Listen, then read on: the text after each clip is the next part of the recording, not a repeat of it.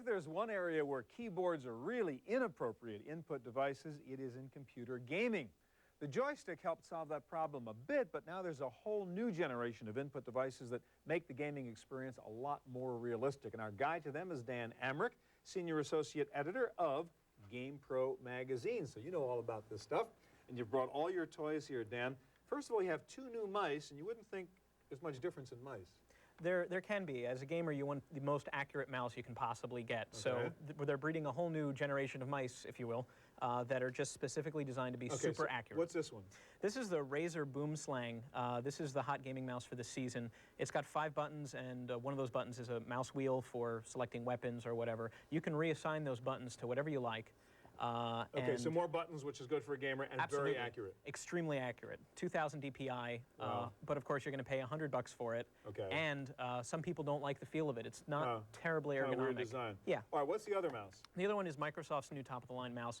It's the IntelliMouse Explorer. It is optical. There's a digital camera underneath. It takes wheel, pictures. No dirt, no dust. Exactly. It's very clean, and it's very accurate, and it also has 5 programmable buttons. So gamers love that stuff. All right, let's go to the sort of new kinds of joysticky things, and you have over there, if you could pull out that little gadget. The problem if you're doing a first-person shoot-'em-up game is you got the keyboard over here for shooting and navigating, you got the mouse over here for your view, and they've brought all that together in one device, huh? Right. The dual strike from Microsoft, that's a common problem. A lot of console gamers can't stand using the keyboard for games at all. Right. So the left half of this controller is a traditional digital pad, while the right half is an analog mouse-type device. So let's so can we play on fire it up. Here?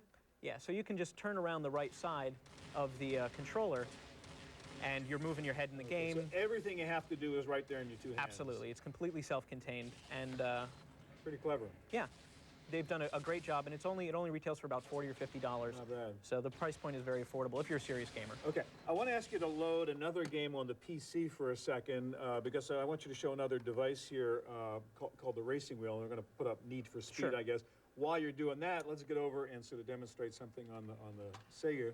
I know I'm asking you to do a lot of things, but that's okay. Gamers are supposed to be able to do a lot of things. Of course, You're a Twitch expert, yeah. All right, so what is this? Well, this is Sega Bass Fishing, which is out now for Sega's new console, the Dreamcast.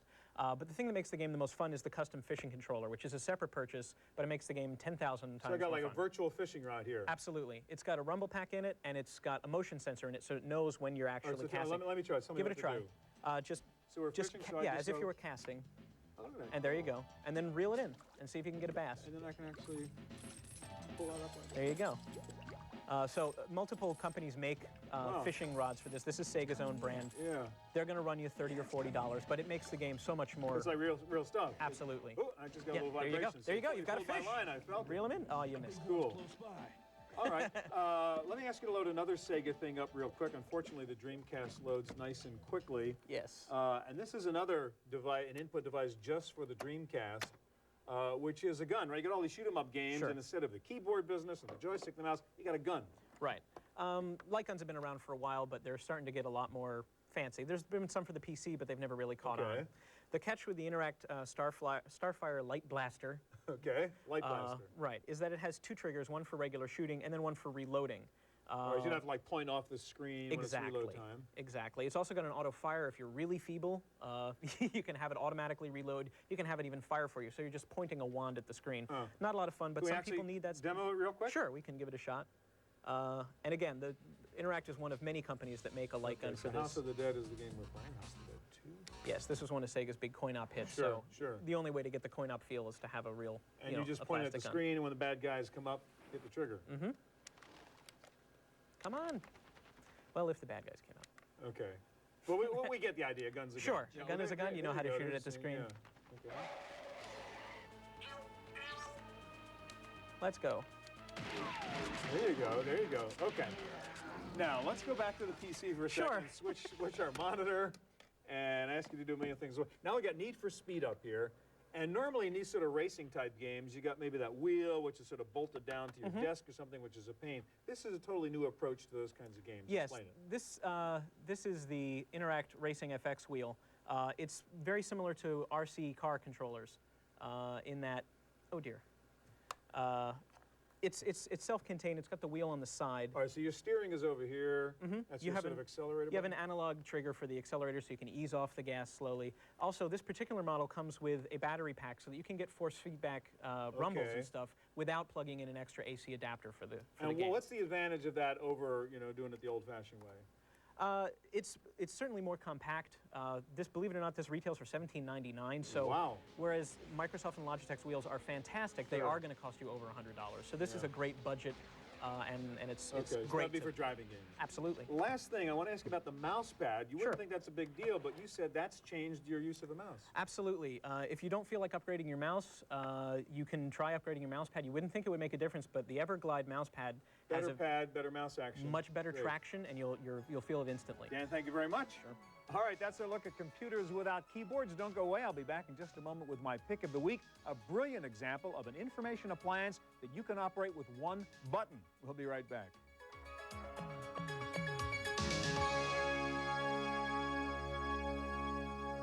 Now for my pick of the week. You may have heard that in Bill Gates' mansion, there are electronic picture frames hanging on the walls rather than traditional works of art. And depending on your mood or who's in the room, the frames display different pictures. Well, now you can have the same technology that Bill Gates has in his house, and all it will cost you is $250. This is the new Siva electronic picture frame. It looks like a normal frame for holding a family photo, but this frame is actually a computer, complete with modem. In fact, this is a digital photo display device, which right now holds 10 different photos. So if I get tired of looking at this picture, I just hit a little button in the back, and I cycle through the next photo, and the next one, and the next one. In fact, if I hold the button down for just a few seconds here, I'll be able to go into slideshow mode. There you go. And all 10 photos will automatically cycle through. But what's really brilliant about the Siva picture frame is that it automatically downloads new pictures from the web, so that if my relatives anywhere around the world have posted new photos on my personal Siva album site, I can automatically download them into my picture frame. Let me show you what this is like on the back. There is only one control device for running this. Of course, you've got your RJ11 phone jack and your power cord, but this white button, that's the whole deal. So if I want to go online, I'll put it back here. I simply stand it up, and I press the button, and it logs onto the site. I don't need to know anything about phone numbers, URLs, setup, or any other computer junk. In fact, it will automatically log on each night to check new photos. This was really designed for your grandmother to be able to use. Again, it's called the Siva picture frame, retail price $249. There is an annual subscription fee for use of the service of $36 a year. That's it for this edition of Computer Chronicles. Thanks for joining us. If you need any more information about anything you saw on the show, please check out our website. I hope we'll see you here next time. The Computer Chronicles is brought to you by BigStar.com, with thousands of videos and DVDs for the whole family.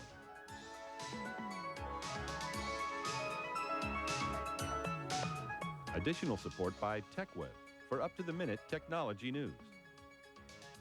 And by TVA, Television Associates, bridging the worlds of computers and video with DVD authoring and MPEG encoding services.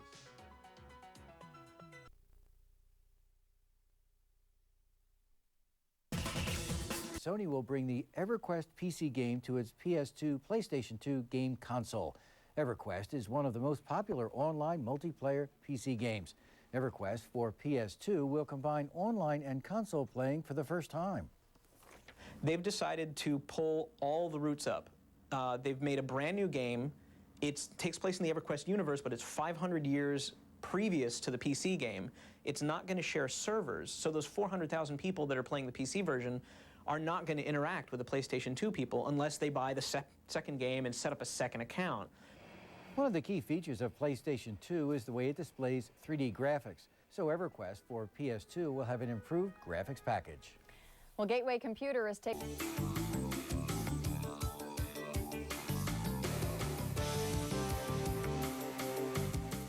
Online video games are spinning off their own economies. Gamers are buying characters to help them move up in the standings. Judy Peterson has more. An epic adventure awaits you. A living, breathing fantasy world. The fantasy world and reality have come together in Sony's role-playing game, EverQuest. Some players have built up characters that are so powerful, people are willing to buy them. The reason is because it's so difficult to get ahead in EverQuest. I'd go out, I'd get killed by a spider. You know, I'm just fighting a spider, for crying out loud. Slash a spider with my sword. Oh, spider kills me. When I respawn, I go all the way back to my home base, and I have to physically walk throughout the whole realm to wherever I had just journeyed. After a while, you're just like, you know what? Isn't there a cheat? Isn't there something I can do to just fix this? For many gamers, the fix is on eBay, where as much as $5 million has changed hands, selling characters and game pieces.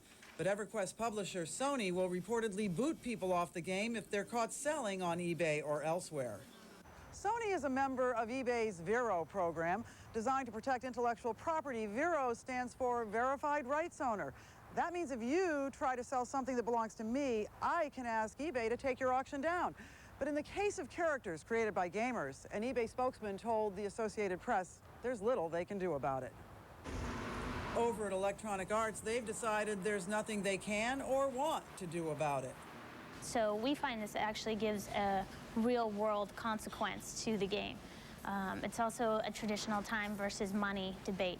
If a hardcore gamer spent a lot of time building up a lot of assets and some newbie comes along who has cash, who wants to buy it, there they can make a sale. This past week, there were more than 100 Motor City auctions on eBay, but Electronic Arts has a game that's even more popular, Ultima Online. Once upon a time, someone bought a castle for $6,000. Judy Peterson reporting for Silicon Valley Business on Action 36, Cable 6. Is the home videotape recorder going the way of the buggy? The biggest video gaming event on Earth opens Wednesday in Los Angeles. It's E3, the Electronic Entertainment Expo. But as Judy Peterson reports, industry heavy hitters are already making big news. The video console wars are on, as first Sony announced a $100 price cut for PlayStation 2. PS2 is now $199. Microsoft is matching Sony's price cut, dropping the Xbox to $199. So price-wise, both Xbox and PS2 are head-to-head with Nintendo's GameCube. Still to come is word from Microsoft on when it will launch internet gaming. The online message is going to be critical to the E3 show this year. These machines have been out for a year and a half in some cases, and the consoles are finally opening the door to the online world. Sony plans to begin offering online gaming in August. Nintendo will follow in the fall. The growth of internet gaming is largely dependent on the proliferation of broadband because the sophisticated graphics used in today's video games can only be truly appreciated at high speeds. Nearly a third of the new titles being released this week are action games, a relatively new area for Nintendo. They've got an exclusive deal with Capcom for Resident Evil, which is one of the scariest games that's ever been made, and they've made it 10 times more scary on the GameCube. From what we've seen, it looks fantastic, but it's definitely, you know, it's gory, it's adult, it's like a zombie movie. The next biggest category is sports and driving games. Sega's Crazy Taxi game takes you on a whirlwind ride through Las Vegas. Sega has also just inked a deal to co-brand its sports games with ESPN. It's going to create an environment that feels like you're watching an ESPN sports broadcast. We'll have the voice talent, we'll have the on-screen style, just like you're watching a game on ESPN. More than half the games that'll be introduced this week support console play, a reflection of the device's household penetration. This year alone, analysts say 37 million PS2s will be sold, along with 7 million Xboxes and 6 million GameCubes. Judy Peterson, Silicon Valley Business on Action 36, Cable 6. Room is Mike Wygand, senior editor with GamePro magazine. Mike, thanks for joining us. Sure. What impressed you most at this year's E3? What was most impressive about this year's E3 is it was all about software. Last year it was about the new systems, what they could do, the power behind them, but now you're finally seeing what some of these software developers are actually able to do with them, and the results were very, very impressive. We heard a lot about the console games. What's new for the PCs? For the PCs, the big hits that you're going to see coming up are Warcraft 3 from Blizzard. That's a real-time strategy game. Star Wars Galaxies, which is going to be a big, massive online player game. But one of the bigger ones I think you're going to see in 2003 is Doom 3 from id Software. Very, very impressive-looking things. And do you think the audience for video games is saturated, or do you think there's still a lot of growth left? No, I think there's a lot of growth left for two reasons. One, you're seeing a lot of older people take up gaming these days, And the other reason is that the introduction of online gaming, especially with the home console systems, I think that's going to attract a lot of gamers, and it's going to be able to bring them together all within the online community. Are the graphics as good with the online gaming as with the console gaming? I would say they're about the same. It kind of depends upon the title. Okay. Thanks for joining us, Mike Wygand. Thank you. With GamePro magazine. Well, one internet radio operator. The search for the fountain of youth can't be found in pills or facelifts, but John Russo says video games will keep you young. This week, Judy Peterson profiles the CEO of GamePro magazine. GamePro CEO John Russo spends most of his day behind a desk, but there is an NFL Blitz arcade game in his office. And occasionally he strolls into the magazine's game room just to play. You're mine, Dan. Oh, is it go time now? Hi, bro. You think you can take me? Playing against editor Dan Amrich underscores CEO Russo's competitive nature. His flagship magazine, GamePro, has the nation's third highest circulation among male teens, just behind Sports Illustrated and ESPN's magazine. But Russo says that's changing. I think a lot of games genres, lend themselves to women and girls playing more games. I think GamePro readership over the course of the past 5 years, we used to be 99.9%, male teens, and now we're down to about 96, 95. It doesn't seem like a lot, but more and more girls are playing games and reading about games. As gaming goes mainstream, Russo has found the mix of advertisers in his magazine is changing too. A bigger portion of our business is consumer packaged goods, clothing, the soft drink companies. Nike is now an advertising partner of ours. So that has been very, very satisfying for us too, because we position, the magazine and the brand actually as a mass market consumer brand that GamePro is. Russo cross-promotes the brand on GamePro.com. Much more news, like daily news. You can't beat the internet for that. Russo says the website sells magazines too, so he and parent company IDG have successfully merged traditional and new media. My biggest charter as publisher of GamePro and the brand is to make sure that everyone continues to think like our reader or our website visitor, and that's a kid, a basic, that's a teenager. And not that we're all running around here doing stuff that we did as a teenager, thank God.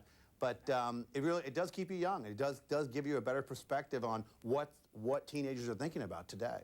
Russo happily admits that reporting on and critiquing video games requires lots of hands-on research. Oh, come on, I lost my boost! I lost my boost!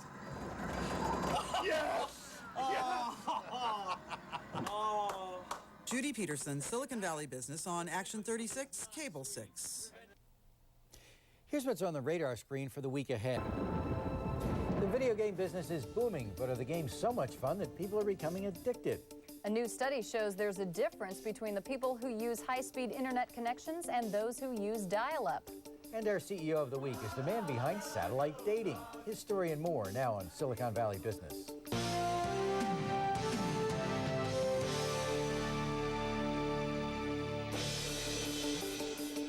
Thanks for joining us. I'm Brian Banmiller. And I'm Pam Cook. The high-tech business news from Silicon Valley starts now.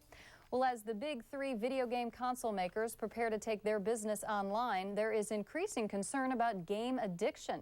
As Judy Peterson reports, what is supposed to be fun can sometimes ruin lives. With more than 400,000 players, EverQuest is the most popular online game ever. But a Wisconsin mother blames her son's suicide on his EverQuest obsession. And a Florida father was reportedly so addicted he fatally neglected his child.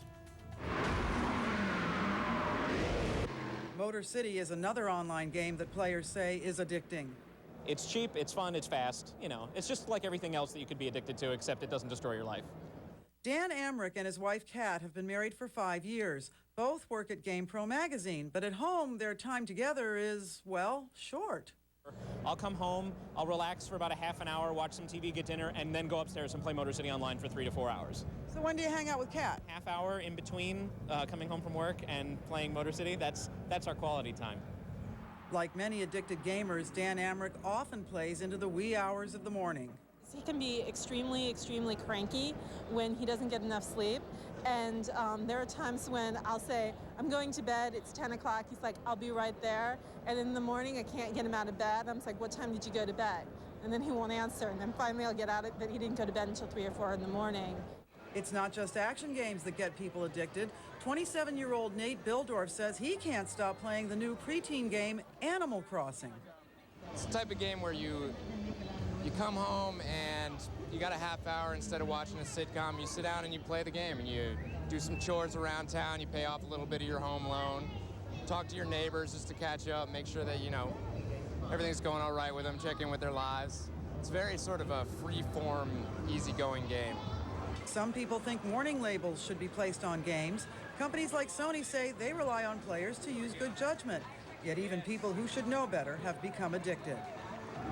Case in point is a Stockton psychologist who was treating a number of patients for game addiction. He decided he needed to see for himself what it was all about. Guess what? He became addicted. The psychologist only broke the habit by deleting games from his computer and tossing the CD. Yes! Judy Peterson, Silicon Valley Business on Action 36, Cable 6. Well, not surprisingly, the video game industry is on track for a record.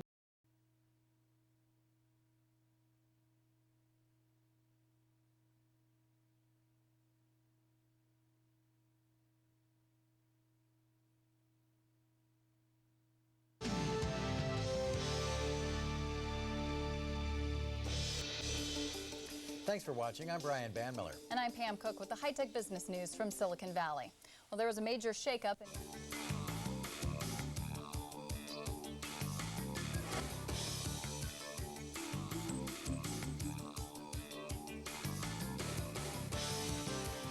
The hottest gift items this holiday season are video games. The Interactive Digital Software Association reports that more than 1/3 of all Americans expect to give or receive a video game this year. Judy Peterson has more. According to the pros at GamePro magazine, Grand Theft Auto Vice City is the best game for PlayStation 2. It's a mature-rated title, so there's carjacking, there's organized crime, there's ladies of the evening, there's a lot of racial stereotyping in the game, an awful lot of racial stereotyping in the game. Another hot title this year is Metroid Fusion for Nintendo's Game Boy Advance. Rated E for everyone, it's a space station thriller. It's worth buying a Game Boy Advance to pick up Fusion. It's really one of the best games overall of the year. Amrich's personal favorite is the new Sims Online game. The real-life simulation is set in suburbia, and Amrich believes it's a litmus test for online gaming. In fact, he gives rave reviews to Microsoft's Xbox Live service. It works very well. It's extremely easy to set up. Microsoft is basically taking care of everything. Video gaming is now a $16 billion a year industry, but the money goes beyond the games themselves. Game controllers are also big moneymakers. This is the Top Gun Afterburner. It has force feedback, which means you can actually feel the action going on in a game as you play. There's also a new controller for Nintendo's GameCube. Now, the cool thing about the GeForce 2 is that you can program in difficult moves and then execute them just by pressing one button. Gaming's popularity has crossed over to the toy industry, with action figures like these beefing up many bottom lines. Every package opens up, and it has a review or a feature that's from the pages of GamePro magazine, from our editors, with a review of the game, pro tips on how to play, how to get by certain levels. Also inside every package will be a tips and cheats card, a Cobalt card, which will also give more added gameplay for the game. Mao's alter ego is Dr. Zombie. He has his own collectible action figure. GamePro has a new series of toys just out in time for holiday gift giving. Judy Peterson, Silicon Valley Business. Carrie Kirby is a technology reporter at the San Francisco Chronicle and reports on video games. She joins us from the Chronicle City Room. Carrie, Judy just mentioned in her report that some of the games are pretty violent. What kind of guidance do parents have in selecting games for their kids? Well, just like movies, there is a ratings board that assigns ratings to different video games, and those ratings range from early childhood to games for everyone to teen games that are only supposed to be for kids 13 or over, mature games, and even adults only, which you're not even supposed to buy if you're under 18. Now, other than Grand Theft Auto, are there any other violent games that parents should watch out for? Where to start? You know, there's a lot of them out there. And in fact, not all of the really violent games are rated M for mature. There are some games that only got a teen rating, like there's a game the Army makes to promote the Army. It's rated teen, it's available for free download, it's called America's Army, and it's pretty violent. Also, there's Xbox's Halo is a violent game. There's a game called Hitman 2 out this year. I mean, you could go on, and pretty much anything with an M on it, you can assume there's going to be lots of shooting, lots of blood and gore. Now, on the positive side, are there some educational games for kids? Oh, sure. There is Bob the Builder game out for little kids for the PC this year. There's Game Boy, you know, the portable thing. There's a game called I Spy, which is educational for kids. And there's also a whole range of pretty innocuous games for the consoles, like sports games. Most of The Sims, which is really popular, is pretty innocuous. So there's a lot of stuff out there to choose from. Thank you. Good information. Carrie Kirby, a reporter at the San Francisco Chronicle. Thanks. Well, technology continues to make things faster and more efficient, but technology is also changing our lives in many ways that we're not even aware of. Wait, there you go. Yeah. I'm Chris Perillo. Look at my hair. I'm like a monkey. Watch me pick my nose and take off my shirt.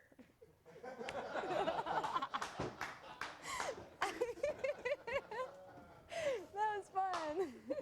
Do it again. Coming up next, put Grand Theft Auto on pause and listen up because the senior editor of GamePro magazine is here to show us which games you either got for Christmas or wish you got for Christmas when Call for Help returns.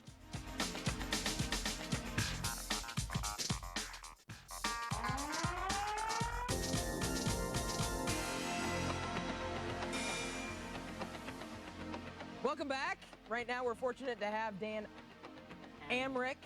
That's right, Amrich. It's spelled kind of weird, but the Rich is actually Rick. Right. That's what threw me off. Well, he's the senior editor of GamePro magazine, and he's here in our comfy chairs to show us the holiday game picks for the Xbox, the GameCube, and the PlayStation 2. Yep. But, I mean, gaming is just hot. My dad is even thinking about getting a game system. Well, Dad should. Everyone should. Really? It helps my bottom line. No, I mean, gaming has grown to the point where basically there's something for everybody now, and that really helps. All right, so what were the hottest games this holiday season? Without fail, it's funny because each system kind of has one-star title, and then there's a couple games that are out for all of them. The first biggie, obviously, Grand Theft Auto, Vice City. It's hard to beat Grand Theft. It's been a big seller. It's definitely mature rated. It's definitely for adults. If you like Tarantino movies and you want to like live in one. Because it's got boobies. Well, it's got boobies and it's got druggies and it's got vehicular homicide and other fun things for consenting adults. So that's the key. Definitely. Is this it? Yeah, I think so. We've kind of got some weird, I don't know, we've got some weird lighting going on in the studio, but I think the folks at home can see it a lot better than we can. Yeah, basically you play a thug and, oh, there we go. Oh, thanks. You play a thug and you drive around the fictional Vice City, which looks uncannily like Miami, driving fictional cars that look uncannily like Lamborghinis and lowriders and stuff like that. So it's a very long game. But you feel so completely engulfed in it. Is that why it was picked then? Yeah, absolutely. It's like hours and hours and hours of gameplay, and it's really hard to stop playing. Is it just for the PS2? Right now, yeah. Grand Theft Auto 3 is out for the PC, the preceding game, and so there's a chance that Vice City might come out for PC as well. Oh, but really? It's PS2 only as far as it comes to consoles. See, the PS2 also has the Activision games stuff. Yes. It's a very good collection. Yeah, I got the controller. One of my subscribers sent me the actual controller. It's really neat. You can play old classic Activision games on a controller, like $20. You can get it online. Yep. All right, so that was a PlayStation 2. Let's flip over to the GameCube, Nintendo's entry. Now, what's the hot game with the GameCube? Metroid Prime. All right. It's the revival of one of their most beloved series. Yes. Samus I Aran remember. is back. You remember the 2D used to be in the giant orange suit, jumping left and right. And Oh stuff. yeah, I beat that game. Yeah. Now you are in first-person mode, which was really controversial. A lot of people didn't think the game was going to convey when you got to first person. They said, "Oh, we don't want to, we don't want a Doom clone, we don't want a Quake clone," and all the fans got really upset about it without ever having seen anything. As fans are wont to do. But when the game came out, everybody was really thrilled with the way it turned out.